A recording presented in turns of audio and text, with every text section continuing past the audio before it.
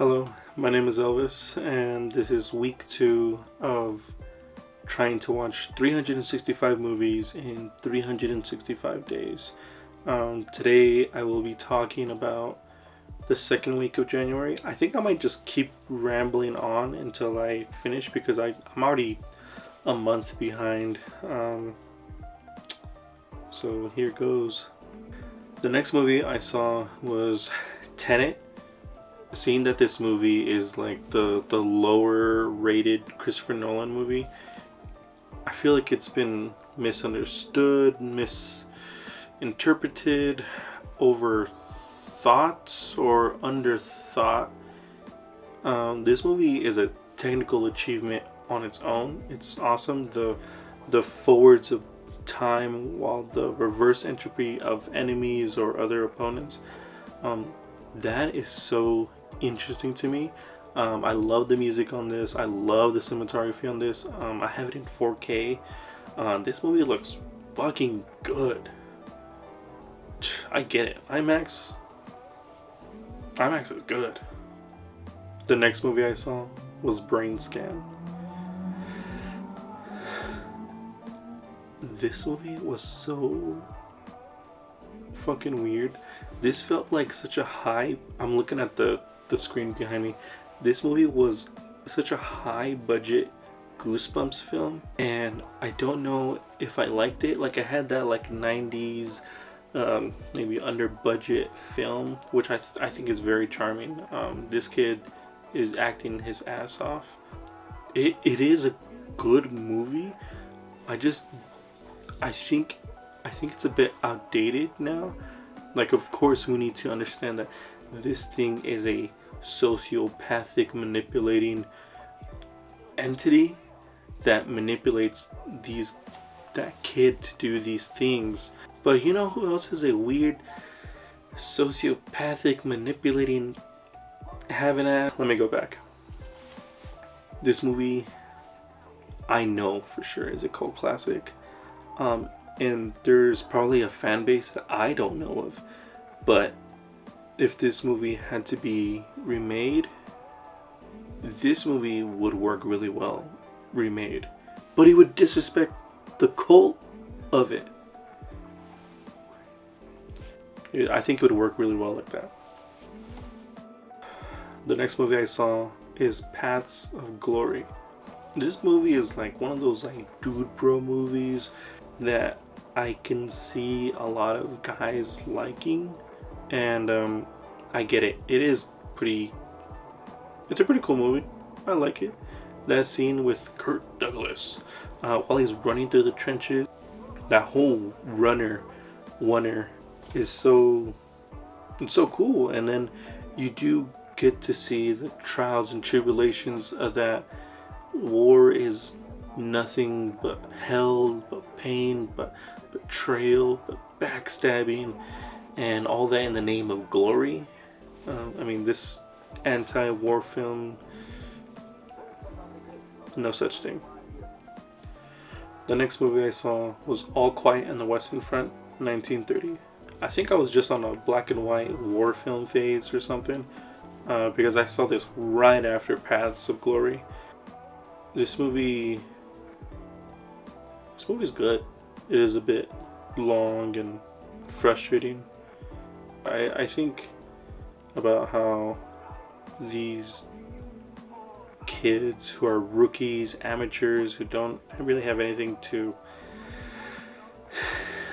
don't really have any sense of guidance, get guidance from these veterans who probably are living the same situation that they're, or not situation, but same kind of life that they just lived. And for them to be like kind of like the higher and higher veterans, while the rookie is going up and up in the ranks, not because he has to, but because one, everybody's dying, and he's just there for the longest. He just so happens to be alive. This movie's pretty cool. The next movie I saw was Spawn. I grew up watching this movie, and I have this love-hate relationship with this movie because I grew up with it. I think it's awesome. I think it's cool. I think Michael J. White is cool. I think John Leguizamo is cool. I like the way the way he embodies his character. Fucking love. I love the graphics. And then I watched it again, and then I didn't. I mean, it's kind of simple, kind of straightforward, and then it starts to lose itself, and then it picks it back up, and then drops it again, and then it's a very okay movie. The next movie I saw was Inception. I love this movie. I have this kind of special tie with this movie. This was the first movie I saw after the pandemic. This movie was really good to watch again in the big screen. I loved it. Like, that is so cool to me. Oh my god, seeing that in the big screen, holy shit, that was fucking cool. I think after rewatching it for so many times, you kind of it becomes easier to understand and easier to watch, to the point like after we're watching it for maybe the third, fourth, 10th time, it is such an easy movie to watch. Put it in the background and let it play out, pick it back up, and it's good. It's good. I loved it. The next movie I saw was 2016's The Jungle Book. This movie was cool. I really enjoyed it. I forgot that Christopher Walken is in this movie, and for him to threaten a little child as that orangutan, the monkey king, the orangutan, for him to threaten this little boy like, I want that red flower. I mean, he doesn't sound like that, but he was talking. It was scary, but also funny at the same time. Like being held at knife point with a duck. I don't know. I had fun. The next movie I saw was Snowpiercer. I am a huge dummy for procrastinating watching this movie. I have a copy of this movie and I had never seen it. I had so many people tell me, have you seen Snowpiercer? Oh, you have to watch it. And I thought, like, don't tell me what to do. After watching this movie, I felt like such a dummy procrastinating watching this movie. This movie is so good. I love the world building. I love everything about this movie. The kind of like grittiness, the struggles, the rise to action. I love this movie. This movie was fucking cool. That scene, fucking cool. That part, fucking cool. Yeah, this movie was fucking cool. I love it. The next movie I saw was The Substitute. This movie is fucking insane. Like, I was kind of hoping for some kind of Freedom Writers story with some white savior in the ghetto saying, you must change your ways, or you have to start reading books because book is good, gun is bad. Dude, holy shit. There's one scene I have to show you, one scene I have to talk about, and there is a fucking firefight in a school. This guy, he's a Navy SEAL, retired veteran, and he has these other same type of friends from the days before. This fucking guy pulls out like an RPG, like a rocket launcher inside a fucking hallway of a high school, launches it, it hits a fucking bad guy, and it's like, what the fuck? Like, how the fuck did we get in a situation where you had to use a rocket launcher inside of a hallway of a public school? This movie was crazy. Somehow I really liked it. Then I found out that there's 4 of these fucking movies. I'm watching the rest of them. The next movie I saw was Awakenings. Robin Williams is in this. Al Pacino's in this. This movie is awesome. This movie is a very sensitive movie. You are dealing with a very real life situation of Robin Williams conducting experiments to find a cure of a lot of these comatose patients, and one of those cures works on Al Pacino. And while Al Pacino is out of this comatose state, they both try to work together on what is the appropriate dosage, and ultimately, how do we cure this? This movie is beautiful, very well taken care of. It's done with a lot of care and compassion, and it is very beautiful. Tearjerker for sure. Please watch it. The next movie I saw was Den of Thieves 2, Pantera. I have seen the first one. I loved the first one. And seeing this in theaters, I thought like, man, I know it's not gonna be as good, but how are they gonna do it? You know, what's the angle? What are they doing here?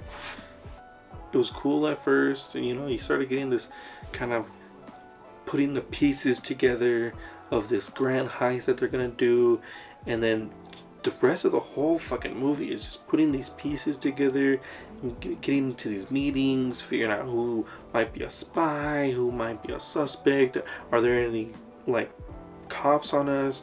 And it was just the whole fucking movie was just these planning, and by the time the heist was gonna happen, I had gotten tired of the setup. By the time of the heist. And when finally the heist happened, I thought, all that setup for this?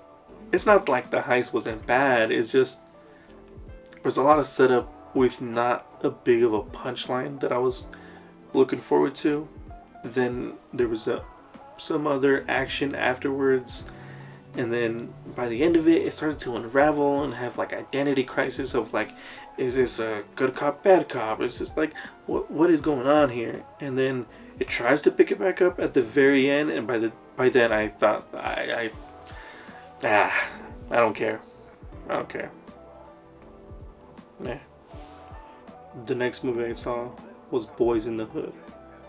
I have never seen this movie, but I knew about the movie, like so much to the point that I thought I've seen this movie. I was in fact wrong. I've only know this scene where Cuba Gooding Jr. yelled, "Ricky!" And that's it. That's like worldwide well known. But I've never seen this movie. I don't know why. I saw it, and I get it.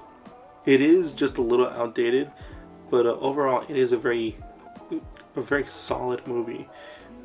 Furious as a father is so he is a true anchor point in this movie. This movie is important. This movie is culture. This movie's good. It really reminds me of Kendrick Lamar's Good Kid, Mad City, To Pimp a Butterfly. This is just almost like a visual album. This is a very good movie. It's close.